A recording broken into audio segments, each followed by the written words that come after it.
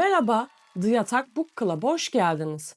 Ütüsüz Çarşaflarımız sponsorluğunda Sicilya turuna kaldığım yerden devam ediyorum. Co-hostum kedim maalesef şu an piyasada yok. Kendisini maalesef mamayla ikna edemedim. Umarım kendi bir ara gelir oturur. O yüzden kendisinin boşluğunu dolduramadığım için bu videoda yalnızım. Şimdi serinin ilk kitabı Suyun Şekliyle ilgili videoyu izlediğiniz süper. Sevinirim izlediyseniz.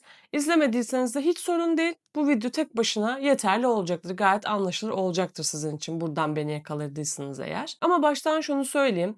Yorumlarınız, itirazlarınız, işte ben burayı sevdim, burası olmamış demeleriniz gerçekten bu kanalı şekillendiriyor. Ben de ona göre tarzımı yavaş yavaş bulmayı düşünüyorum. Mesela bir yorumda kitabı az anlattın diye ne olmuş? Bu videoda o yüzden birazcık daha kitabın içinde kalmaya çalışacağım. Terrakota Köpek'te neler oluyor? Montalbano kitapta nasıl biri? Bunu daha fazla konuşacağız. O yüzden muhakkak yazın. Bu benim için çok kıymetli. Abone olursanız da gerçekten mutlu olurum. Olabildiğince bu izlediğiniz süreyi verimli kılmayı, bilgi dolu kılmaya çalışacağım. Bu da benim için bir motivasyon kaynağı olacaktır herkes için olduğu gibi. Şimdi ilk kitap Suyun Şekli 1994'te yayınlanmıştı hatırlarsanız. İkinci kitap da 1996 yılında yayılıyor. Demek ki çok popüler olduğu için hemen bekletmeden 2 yıl içerisinde diğer kitabı da yazıyor Camille'leri. İngilizce'ye de 2002'de çevriliyor. Şimdi 2002'deki İngilizce çevirisinden neden bahsettim şu an? Diğer videoda bu kadar bahsetmedim.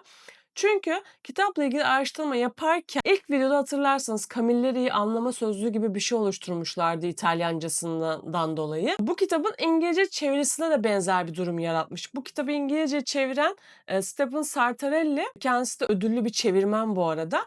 Kitabın sonuna bir not kısmı eklemiş. Bu not kısmı da okurlar tarafından bayağı sevilmiş. Açıkçası ben de böyle bir bilgi görünce o notları aradım ama maalesef bulamadım İngilizce çevirisine ait bir şey. Eğer olur İngilizce baskıyı okumuş denk gelen biri varsa ve o kısma denk geldiyse lütfen yorumlara yazsın. Beni bilgilendirsin. Bana mail de atabilir. Her yerden yazabilir. Ben gerçekten çok merak ettim. Çünkü İngilizce çevirisiyle kitabı daha iyi oturttuklarını yazmışlar. Birçok noktada ekstra bilgi verdiğini yazmış yazarın. Bu bilgiyi de aktarmak istedim. Gördüğünüz gibi yine önce kitabın etrafından dolanacağım. Sonra kitaba geçeceğim. Şimdi bir de şu var. Yine kitapla ilgili merhaba oğlum hoş geldin. Ben de senden bahsettim az önce yoktun. Yatabilirsin tekrar yerine. Evet, co-hostum geldi, beni yalnız bırakmadı. Şimdi ben konuya devam edeyim. Türkiye'de bu seriyi okuyan çok az, bunu fark ettim. 1000 kitapta özellikle az puanlama ve çok az inceleme yazılmış bununla ilgili. Goodreads'te birazcık daha fazla yapılmış. Bu tabii ki de uluslararası çok fazla çeviri yapıldığı için daha fazla yorumu var. Ama Türkiye'de daha az okunmuş. Çünkü yani şuna da şaşırdım. Bu yazar hani mutlaka okunması gereken 50 polisiye yazar arasında seçilmiş. Yani o yüzden de dili böyle işte okunmaz değil, zor değil, çok entelektüel bir birikime de ekstra sahip olmanıza gerek yok. Yani bir artık her şey çok hızlı erişebiliyoruz. Hemen bir iki dakikada bakıp zaten birçoğunda da dipnot oluyor aslında. Yani artık göz mü korkutuldu, iyi mi reklam yapılmadı bilmiyorum ama bence bu video serisiyle birazcık daha çok kişiye ulaşabiliriz diye düşünüyorum.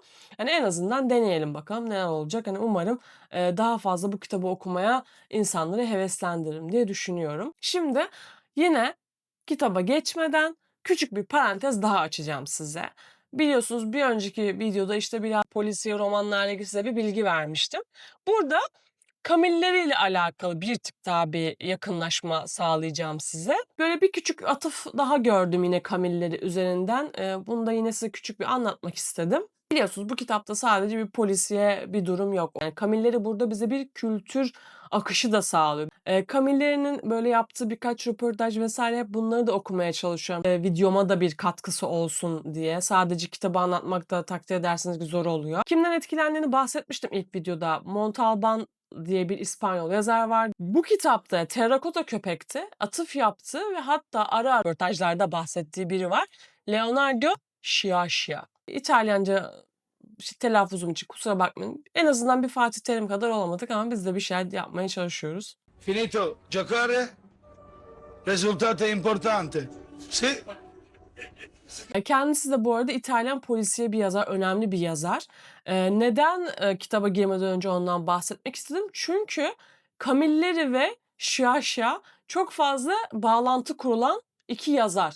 Yani yeri gelmiş basında karşılaştırılmış, işte, hangisi daha iyi vesaire aslında, yani, bir yıl olarak tabii ki de yakalamışlıkları var ama, yanlış görmediysem, 90'larda, ölmüş Şaşa. O yüzden, birbirlerini yakaladıkları dediğim gibi bir dönem olmuş ama çok kısa, yani, şeyden dolayı beraber bir tiyatroda çalışmışlar galiba. Hani, roman olarak birbirlerini yakaladıkları bir dönem olmamış ama tabii ki de, İtalyan edebiyatı, incelemeleri yapan insanlar, Andrea Camilleri ile, Leonardo'nun kitaplarını karşılaştırmışlar hâliyle ve, şöyle bir bağlantı var aslında. İkisi de tabii ki de Sicilyalı oldukları için Sicilya'dan bahsediyorlar ama Sicilya'yı dışarıdan anlatmıyorlar bize, yani içinden anlatıyorlar ama şurada böyle birkaç noktada ayrılıkları oluyor. Bir, anlattıkları Sicilya aslında aynı Sicilya değil. Yani, Şarşa daha sert bir, noktadan bağlanıyor. Daha yoğun bir mafya, yani insanı gerçekten daha böyle böyle boğuluyor insan. Yani böyle bir şey nasıl olabilir anlamında boğuluyorsun, sıkılma anlamında değil. Daha mesafeli. Okuru böyle biz böyle bir rahat hissetmiyoruz kendimizi okurken. Ben bir kitabını okumuştum açıkçası. Mesela o böyle bu kadar yükselmedi Camilleri kadar. Ama yine de tekrar bir şans vermeyi düşünüyorum. Çünkü Camilleri daha gündelik, daha böyle bizi bağlıyor kendine. Çünkü, işte, böyle kitabı okurken klasik, işte, sıcakkanlı bir İtalyan gibi düşünüyorsunuz. O yüzden, bu aradaki böyle, 2 yazarın hem bu kadar, karşılaştırıp hem bu kadar ayrı şekilde anlatmış olması Sicilya'yı bana birazcık hoş geldi. Yani, Camilleri'yi okurken sanki böyle bana Sicilya'nın şehir efsanelerini anlatıyormuş hissiyatı verdi 2 kitapta.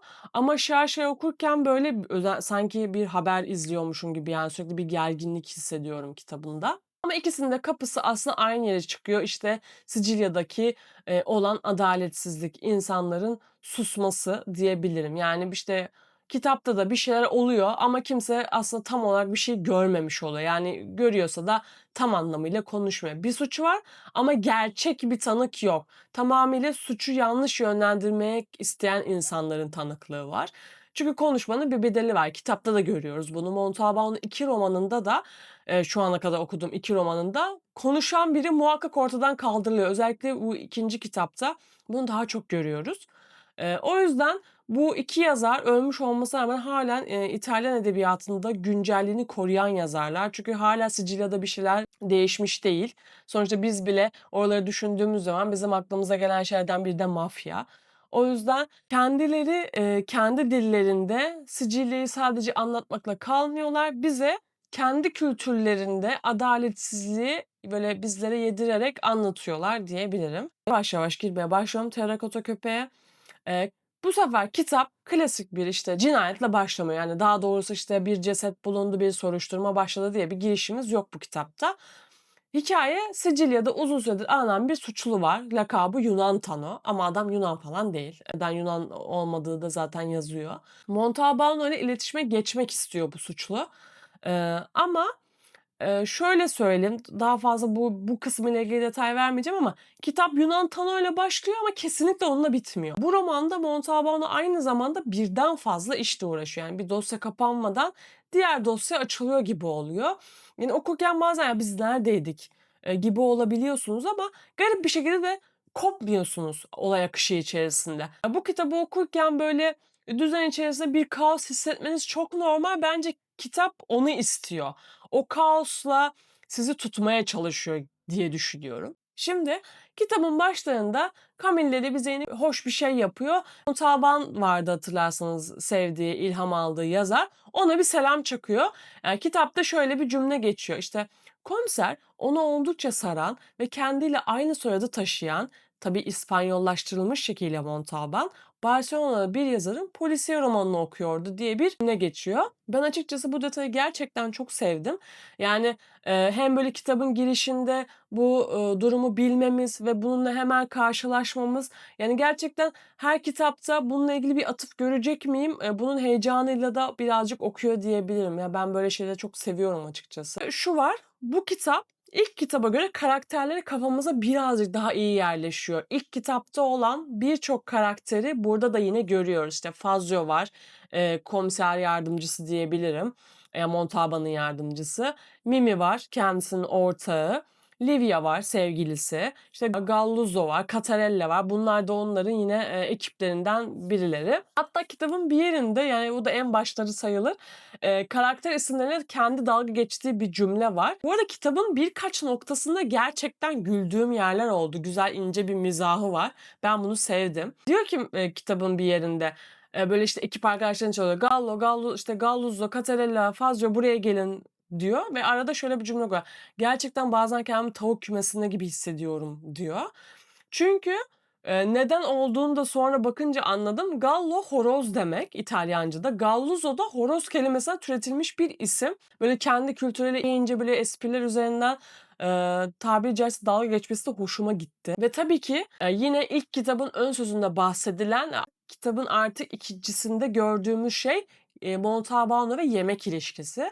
Ya bu kitapta Montalbano ve yemek aşırı böyle bağlantılı şeyler diyebiliriz. Tam bir duygusal yiyici Montalbano. Yani morali bozukken yiyor, mutluyken yiyor. Sevgilisi Livia ile başka birinin evinde bir yemek yiyorlar. Yani şöyle diyor, yani fazla pişmiş bir makarna ve tuhaf bir dana yahnisi yüzünden kadından soğudum gibi bir şey söylüyor.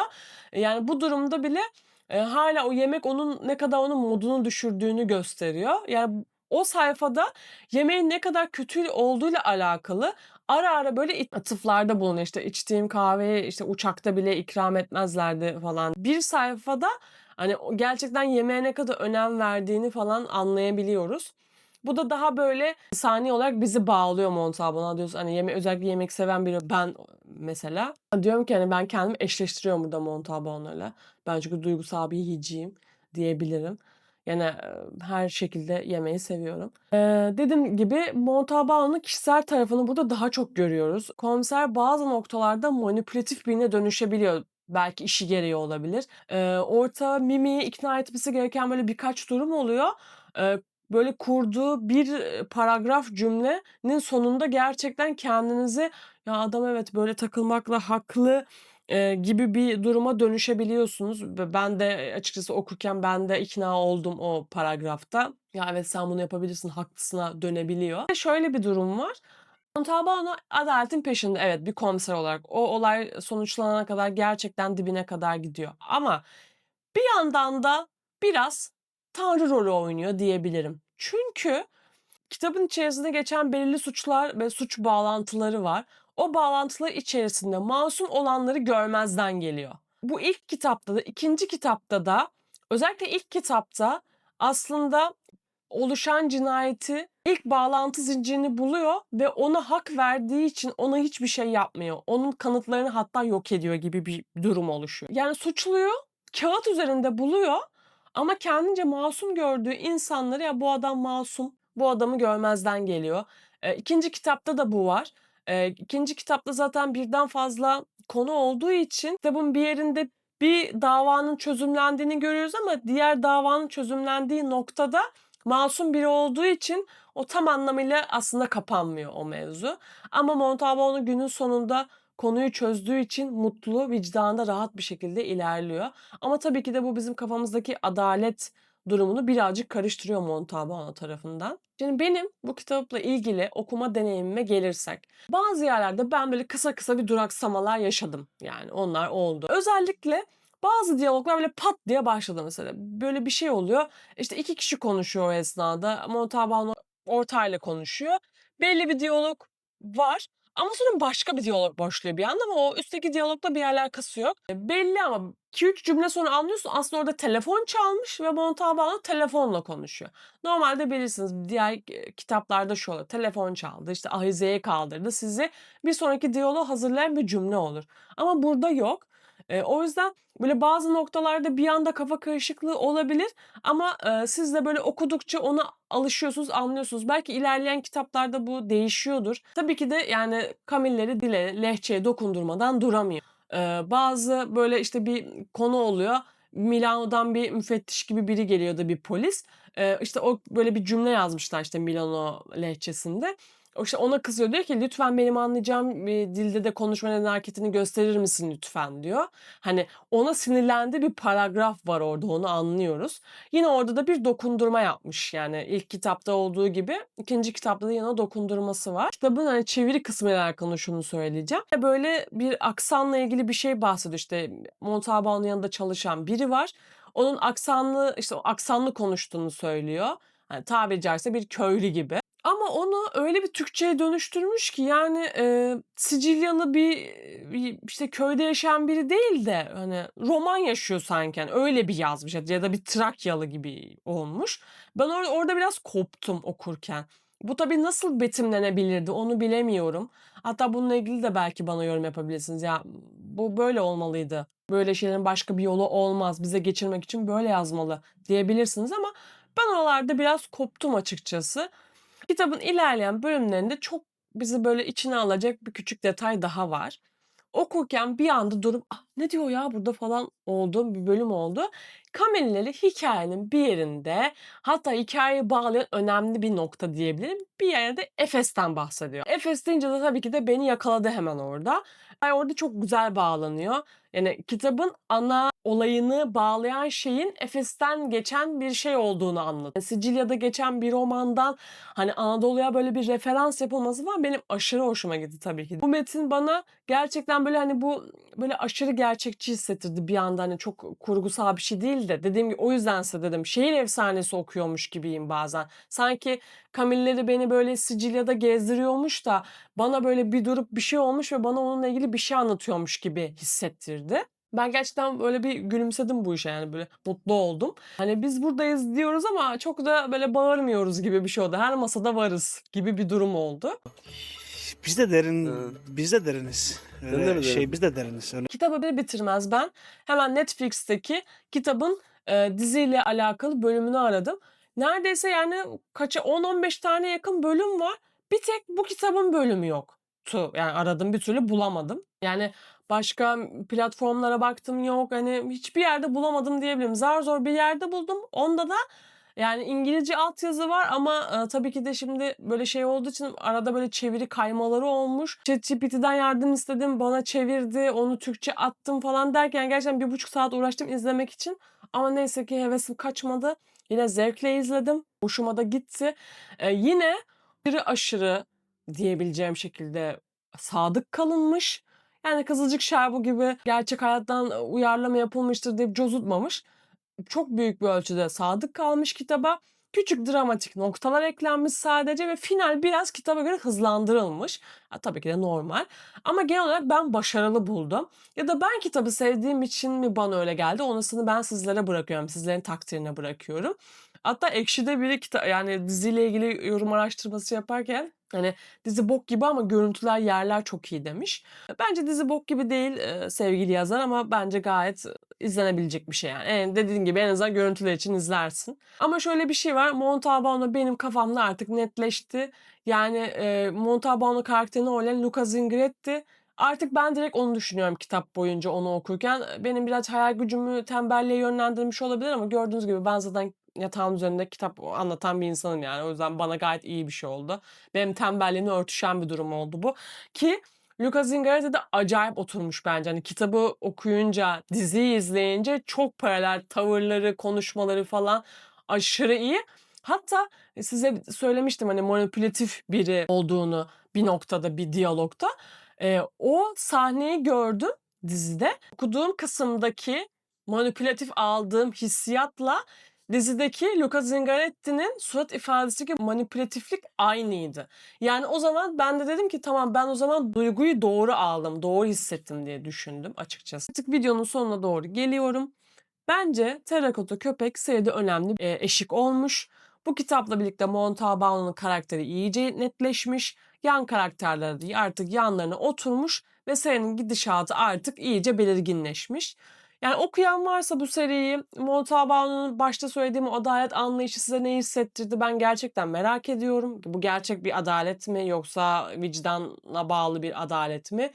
Okumayanlar içinse artık bu seri bana uygun mu? Ben artık okumak istiyor muyum sorusu sizde de bence birazdan netleşmiştir diye düşünüyorum.